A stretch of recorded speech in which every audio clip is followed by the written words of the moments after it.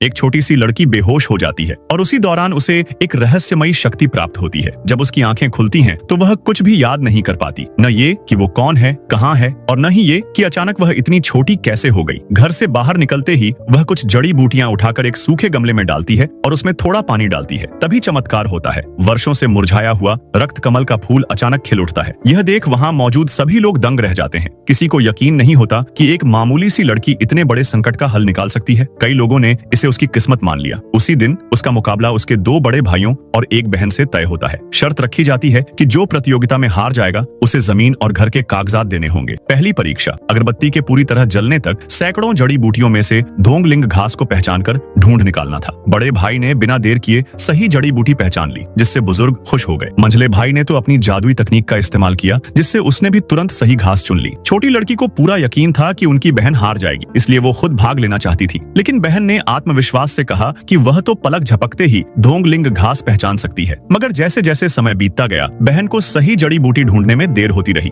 और अगरबत्ती भी लगभग खत्म हो गई। तभी छोटी लड़की ने चुपके से एक अंगूर उठाया और बहन की ओर फेंका, जैसे कोई इशारा हो। अचानक बहन की मुट्ठी में वही सही जड़ी बूटी आ गई। फिर भी वह समझ नहीं पाई कि इनमें से कौन सी असली है। तब छोटी लड़की ने कहा, धोंगलिंग घास गर्म प्रकृति की होती है, बाकी सारी ठंडी प्रकृति की, इसलिए यह हमेशा उनसे थोड़ी दूर किनारे की तरफ उगती है। उसकी बात सुनकर बहन को सही घास समझ में आ गई और वह समय रहते उसे ढूंढ पाई। माँ ने खुशी से भगवान को धन्यवाद कहा और भाई सोच में पड़ गया, इतनी छोटी उम्र में इस बच्ची को इतनी जड़ी बूटियों का कैसे ज्ञान है। फिर शुरू होती है दूसरी परीक्षा। प्रतियोगी की आंखों पर पट्टी बांध दी जाती है और केवल सूंघ कर जड़ी बूटी पहचाननी होती है। बड़े भाई ने बारी आने पर 130 जड़ी बूटियां सही पहचान ली। जब बहन की बारी आई तो भाई ने उसे चालाकी से एक जहरीली जड़ी बूटी सूंघा दी। इससे उसकी नाक से खून बहने लगा और सूंघने की क्षमता चली गई। तभी छोटी लड़की ने गुस्से से कहा, तुमने उसे जहरीली जड़ी बूटी सूंघा दी। भाई तिलमिला गया और बोला, मैंने सही जड़ी बूटी दिया था, तो क्यों न अब तू ही ये परीक्षा दे दे।